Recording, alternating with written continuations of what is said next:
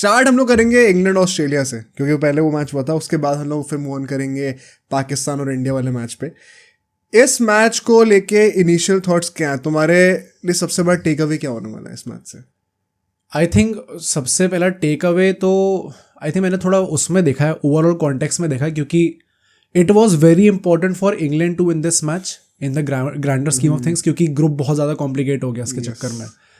And Australia भाई, they are like again they seem like invincible right now. मतलब भाई just to start it off, जिनको नहीं पता है, इस हार के बाद England can genuinely get out of the tournament. इतना बड़ा सिचुएशन इस वक्त आ चुका है कि इंग्लैंड जीतने के बाद भी अपने दोनों मैचेस जीत जाएगी तो भी मैक्स टू मैक्स 5 पॉइंट ले सकती है, which is just as much as Scotland already has. तो बात एक्चुअली में नेट रन रेट पे आने वाली है, एंड बहुत बड़ी पॉसिबिलिटी है कि इंग्लैंड शायद ग्रुप स्टेज से बाहर हो जाए। राइट, किसने सोचा था भाई ये वर्ल्ड कप से पहले? एंड हम लोग अभी बाकी ग्रुप्स को भी डिस्कस करेंगे। एक्चुअली हर ग्रुप में सीन बन रहा है। So coming now to the game, given कि कितने ज़्यादा हाई स्टेक्स थे कि इंग्लैंड अब बाहर हो सकती है ग्रुप स्टेज से, उस लेवल पे बात आ गई है।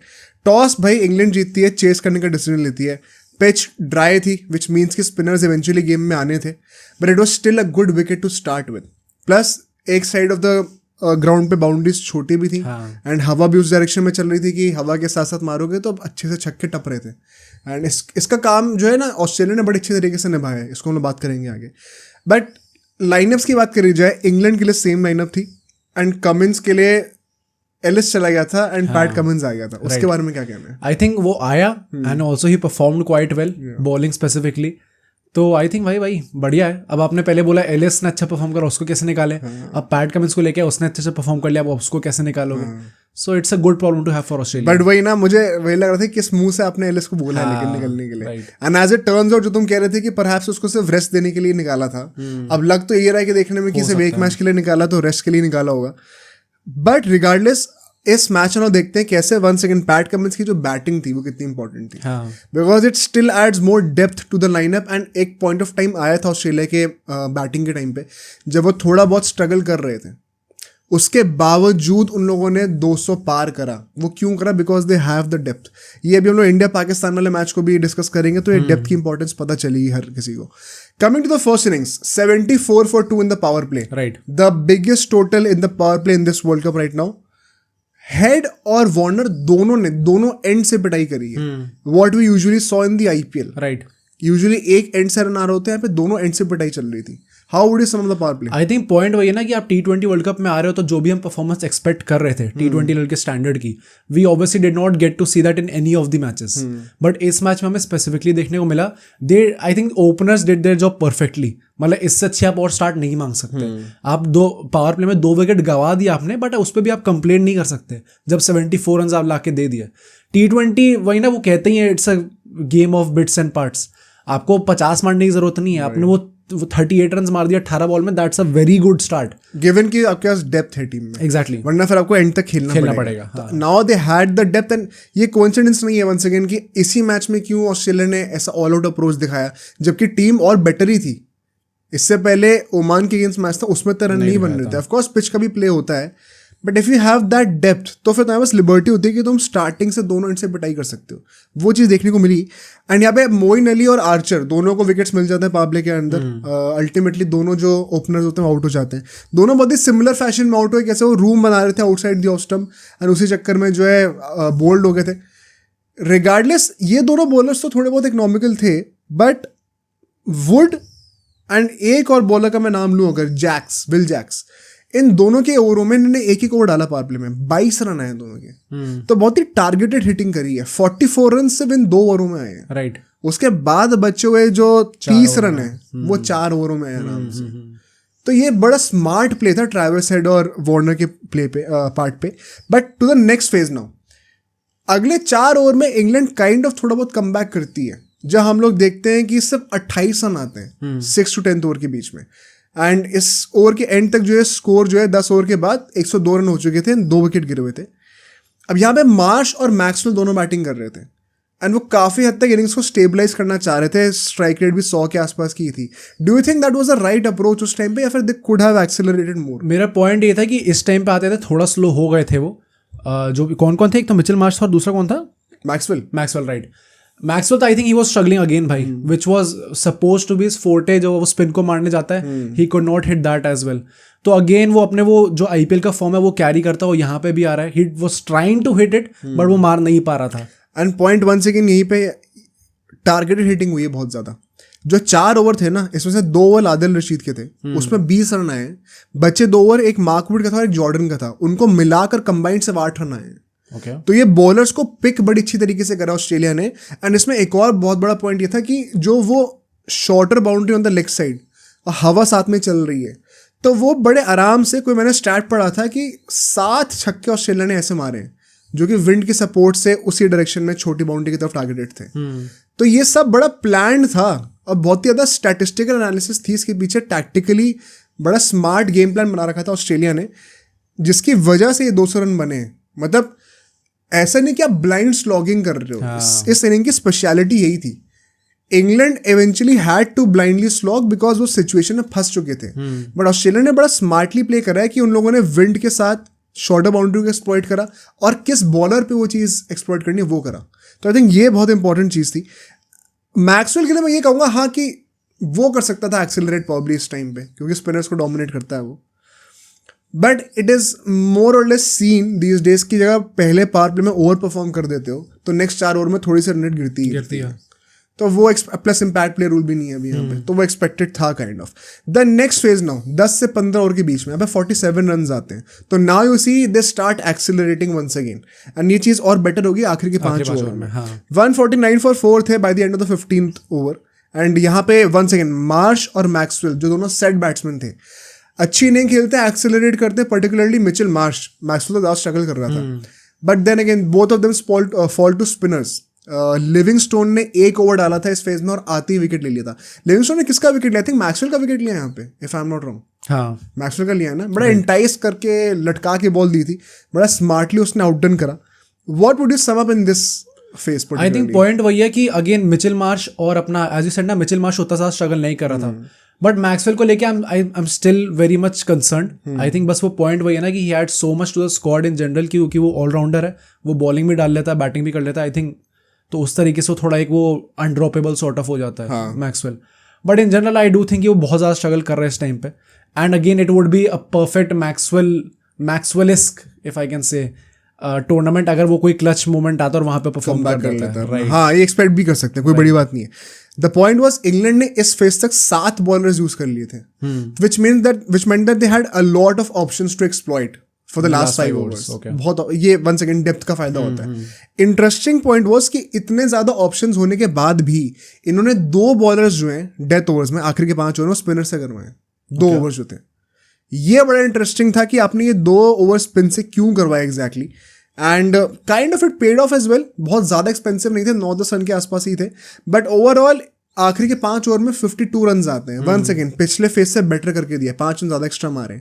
तो ट्रैजेक्टरी ऊपर ही गई है after that minimal dip in the 6th to 10th over.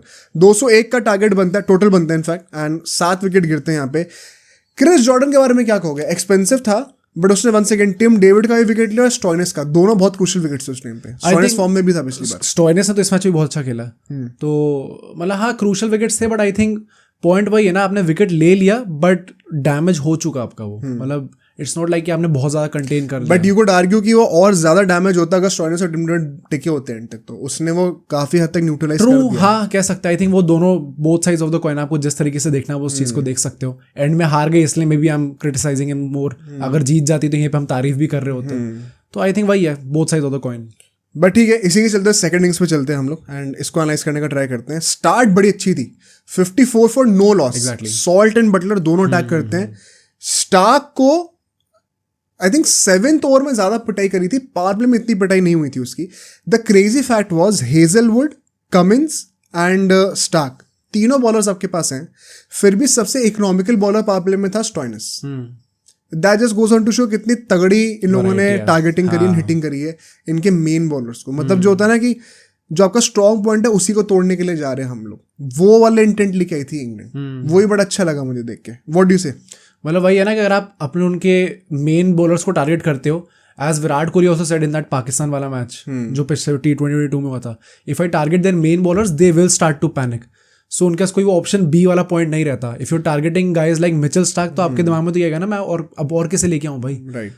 तो मतलब it's a very typical England के जो हम T20 का अप्रोच को कहते हैं, वेरी फियरलेस अप्रोच. तो I think that's good to see भाई. हमेशा अच्छा लगता है. डेप्थ ही इसलिए अफोर्ड कर सकते थे. Important point to be noted. The next 4 overs यहाँ पे भी इन लोग की रन रेट मोर और लेस काफी अच्छी रहती है, विच मेंट ऑलमोस्ट 10 रन एवरी ओवर. तो ये लोग अनलाइक ऑस्ट्रेलिया यहाँ पे डिप कर ही नहीं थे बिल्कुल भी. राइट. एंड सिर्फ 2 ही विकेट गिरे थे मतलब इस पॉइंट ऑफ टाइम तक, which was just as much as Australia. मेरे लिए सरप्राइजिंग क्या था कि इसके बाद जिस तरीके से इनका डाउनफॉल आया एकदम से, वो थोड़ा सरप्राइजिंग था मेरे लिए. बिकॉज आप इतने अच्छी सिचुएशन पे जा रहे हो, on paper you maybe have more depth than Australia as well in terms of batting.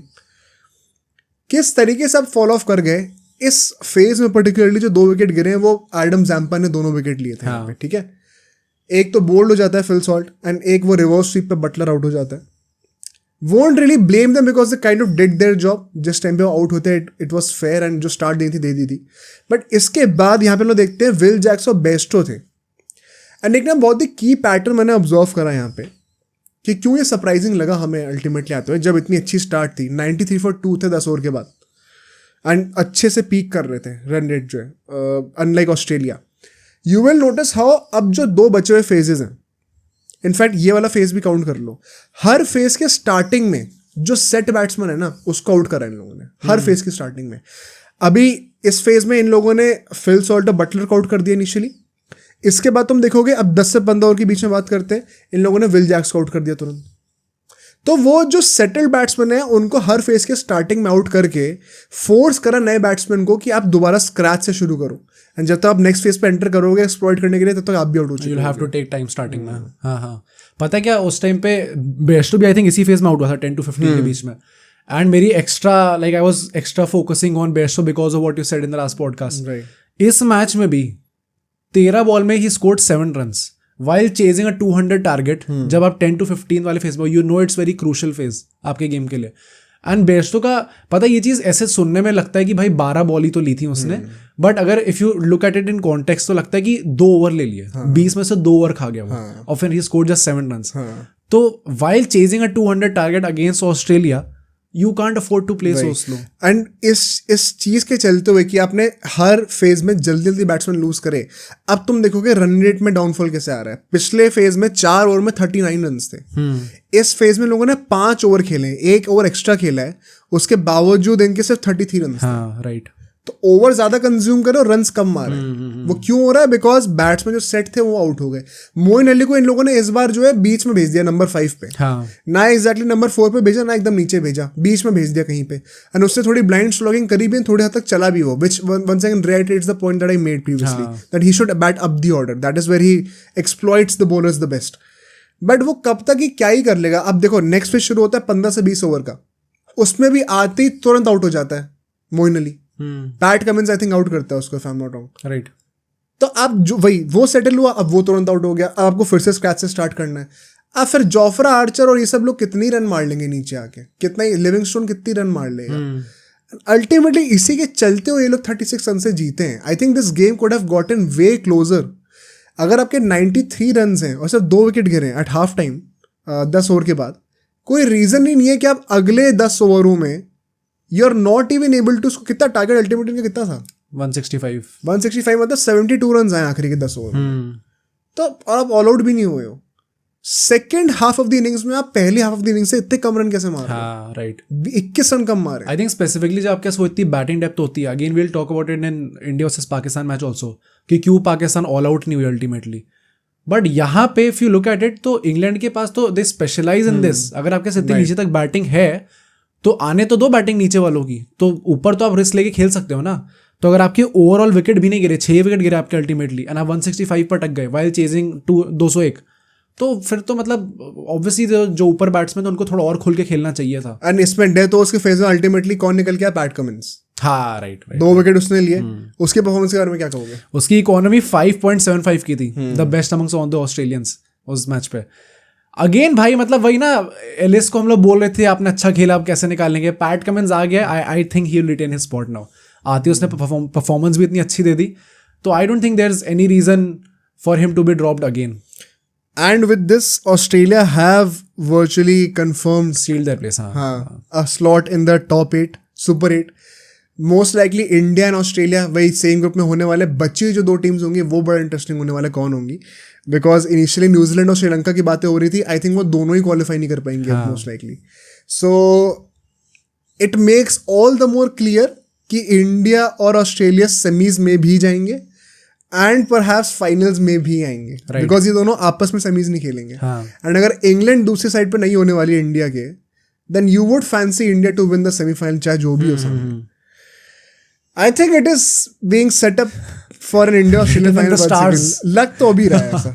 पता नहीं, देखते हैं. As far as England is concerned, very tricky space now. अगर इनका बाय चांस बारिश से एक मैच खराब हो गया, जो 2 इनकी इजी मैचेस हैं नामीबिया और ओमान से, तो ये लोग बाहर हैं. राइट.